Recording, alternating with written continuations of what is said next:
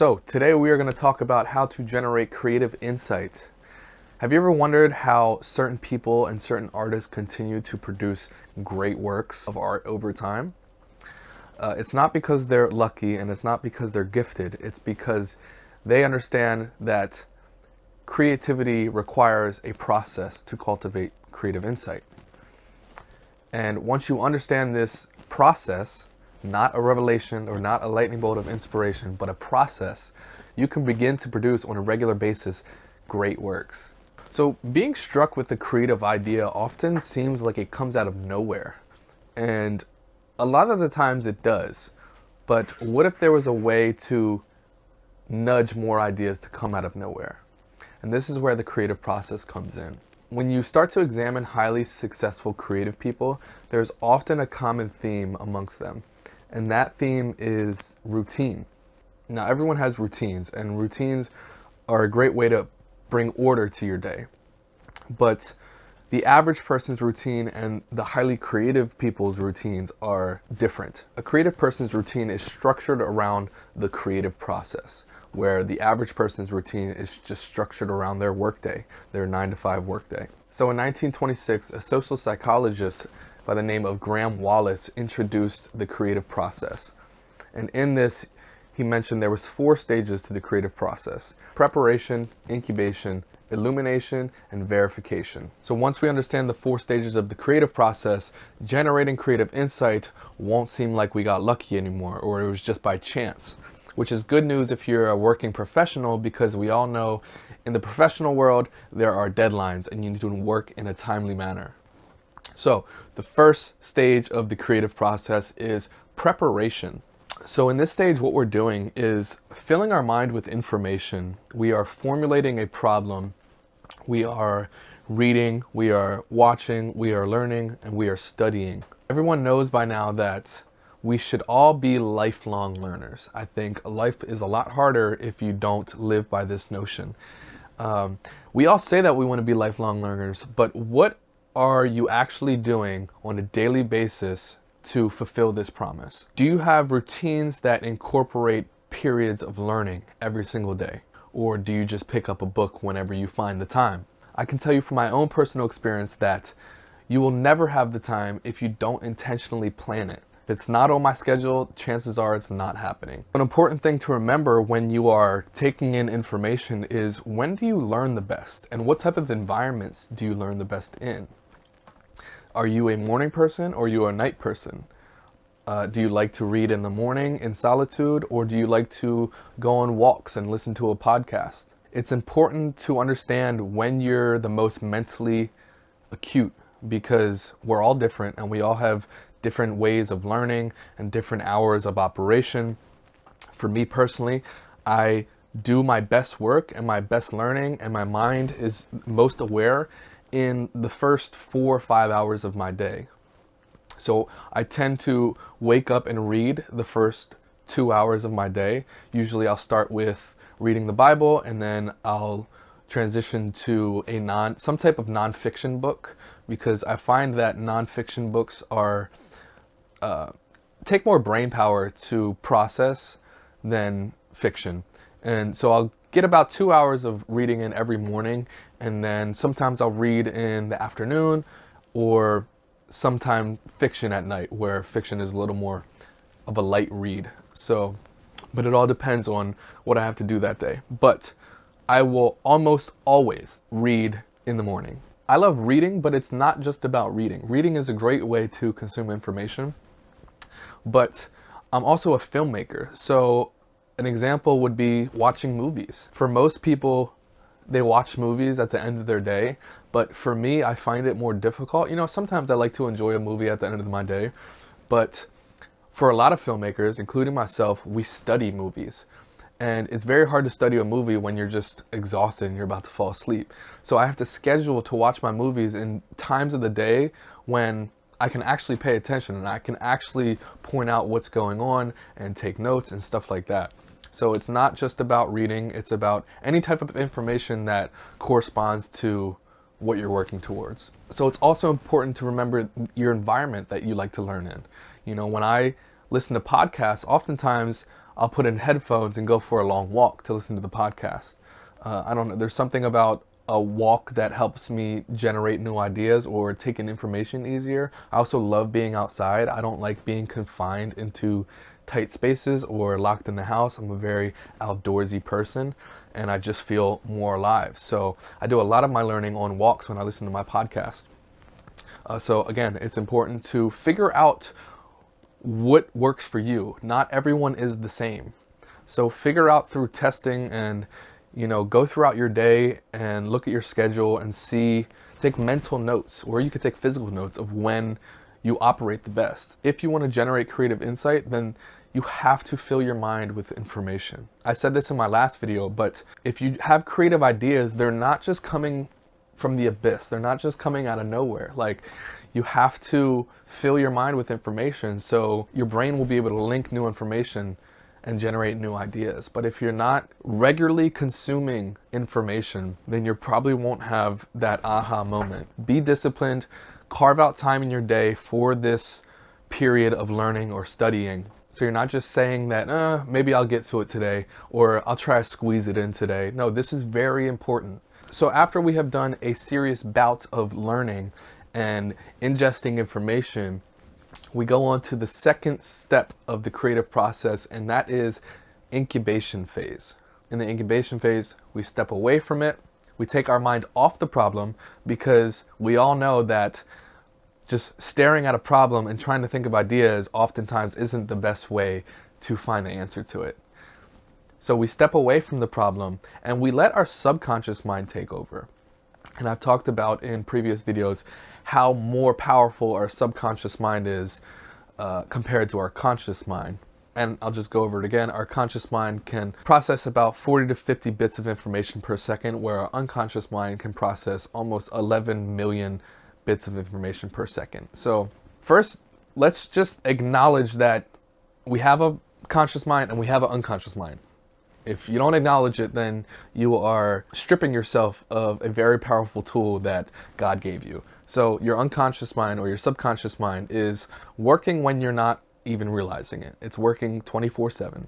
Your subconscious mind is really at work in the incubation phase. So thanks to neuroscience and brain scans, we know that our brain has features like pattern recognition, which is essentially when your brain takes information that you've learned and tries to connect it to other information, which creates a new idea. So that is essentially what is happening in the incubation phase. We have loaded our minds in the preparation phase with a bunch of ammunition, aka knowledge and information, and now in the incubation phase, our subconscious mind is taking over and is trying to make connections with the information that we just learned. Again, this is why the preparation phase is so important, because if you're not ingesting information daily, then your subconscious mind has nothing to chew on. Once we have stepped away from the problem and enter the incubation phase and let our subconscious mind go to work and try to make new connections, we then go into the illumination phase. This is the aha moment, or this is the divine moment of realization, where the idea pops into your mind almost like it came out of nowhere. It feels like it came out of nowhere because your subconscious mind has been working in the background without you even realizing it. So again, it's important to just acknowledge your subconscious mind, because if you don't, then you won't think the first stage of preparation is necessary in the creative process. And then once we have that aha moment, we go on to the fourth step of the creative process, and that is verification. So this is the step in the creative process where the idea that you just generated is reviewed, tested, and applied to the real world. So like I mentioned earlier, Graham Wallace originally identified the creative process as 4 distinct stages. He came out with this in his book, The Art of Thought.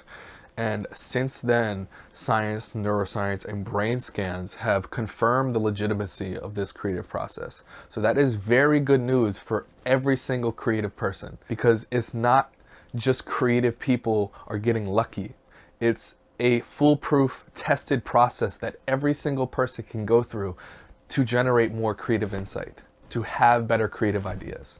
So the question is, how do we incorporate the creative process into our daily routine? And this might help if we take a closer look at how highly creative people structure their days. For the most part, and what we all were kind of born into, is an 8-hour workday, the standard 9 to 5.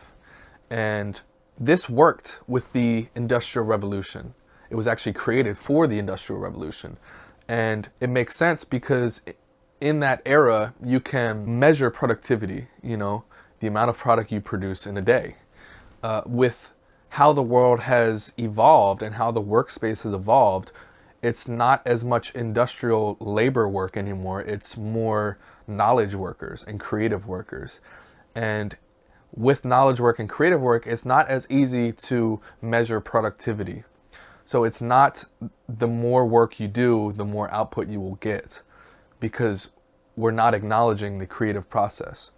The idea of working more to get more done is honestly outdated and kind of foolish. And I'm not saying that you can't do this for a period of time, because you can, but you will be putting your mind and body at risk. When you look and study the most creative and innovative individuals, you see something completely different with how they operate. They understand that their value comes from their best ideas, not the amount of hours they work. So they make sure they set themselves up to have enough energy to produce their best ideas. So we all have finite energy that we can expend throughout the day.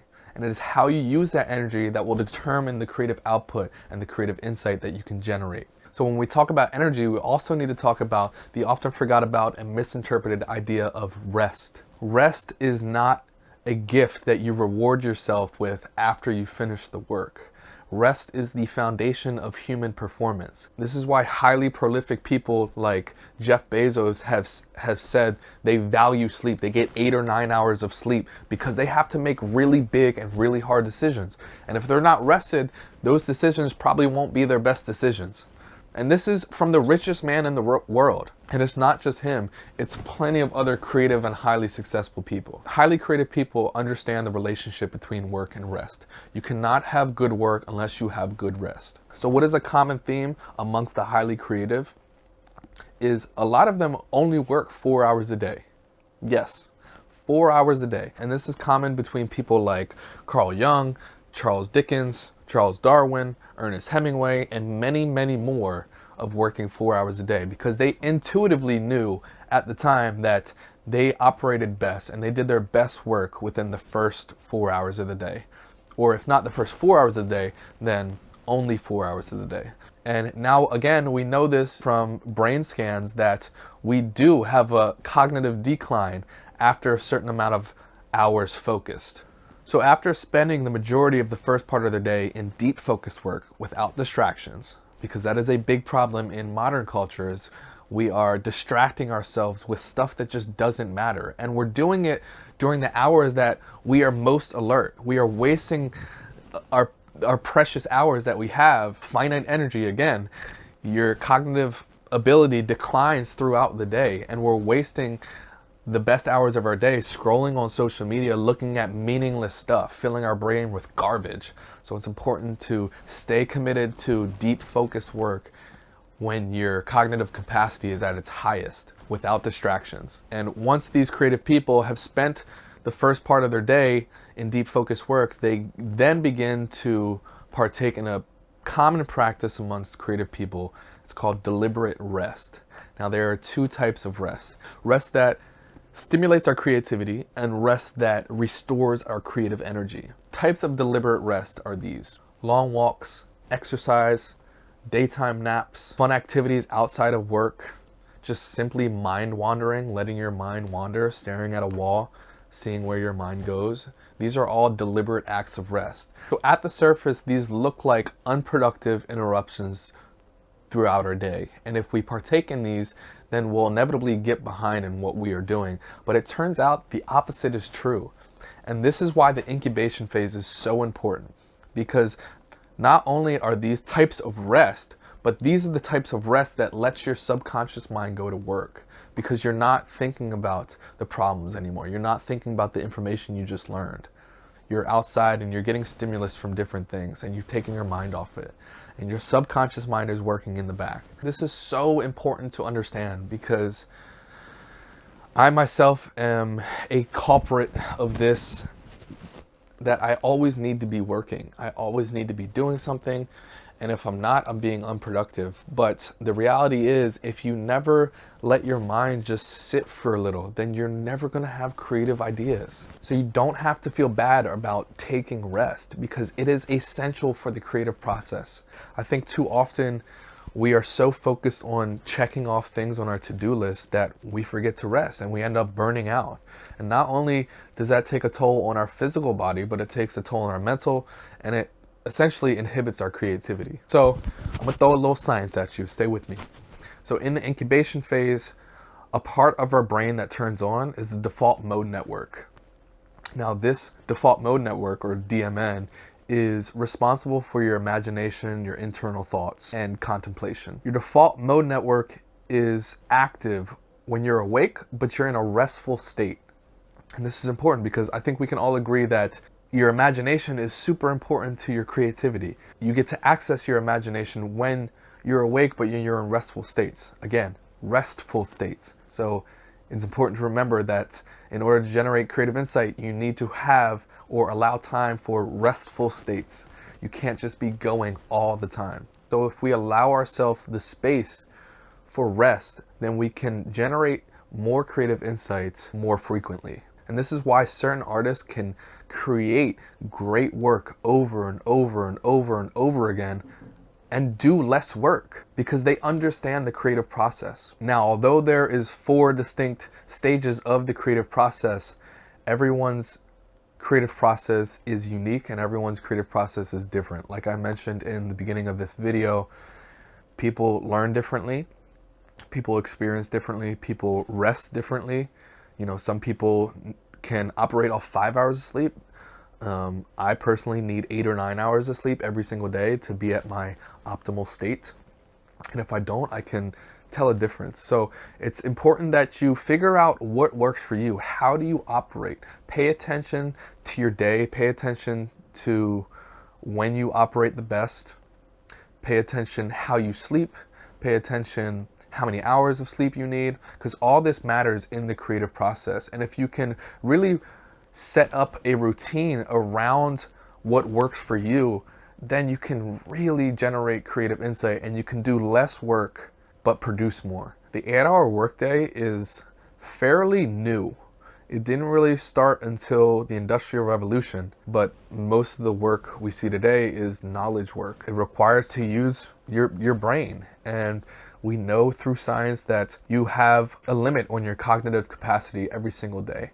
So once you understand this and once you acknowledge that we have finite mental energy every day, then you can establish routines to get ahead of the curve. I think also understanding the creative process, it's not only going to help you generate more creative insight and better ideas, but it's also just a more human way to live. We're not meant to work 8 hours a day. We're not meant to grind all the time. We need rest. We operate better when we are rested. To have expectations of someone to come in an office 8 hours a day, every single day, 5 days a week, and just perform their best, it's not realistic. And the science shows this, but we all choose to ignore it. Don't take it just from me. Go out and study other highly creative people, because success leaves clues. And like I said, Jeff Bezos talks about the importance of sleep. Other highly creative people will talk about the importance of sleep and rest. Again, I said this in my other videos, but it's one thing to understand the creative process, but it's also another thing to learn about how our brains work on a neurological level, because there's just fascinating studies that are coming out, and recently too, about how our brains work. The science that is coming out and the way we are living or the way we are working is not adding up. It's two forces going like this and are fighting against each other. So I think once we understand that how work is set up in the modern culture and how our brains are actually created to perform, once we understand the disconnect between these two, then we can learn how to work with how our brain is meant to work and not go against the grain. I love talking about the creative process. I love learning about it myself, and I love applying what I learned to my work. And I've seen just my work really take off in the last year or so, the last 2 years. And I wish the same for everyone else. And I don't want people to think that they are not creative just because they can't create art. I think you can be creative in all aspects of life, but I think a lot of people don't even think they're creative because I think we're taught at a young age that if you can't draw or if you can't paint, then you're just not creative. At least that's what I thought. So I'm trying to reestablish the meaning of creativity, and I'm trying to do that through this channel. So if you like what you heard, please subscribe and support. And yeah, I'll be coming out with weekly videos, kind of breaking down the creative process. I'll talk about my own experience and I'll talk about others' experience, because I think creativity is what the world needs, especially in times that we're in.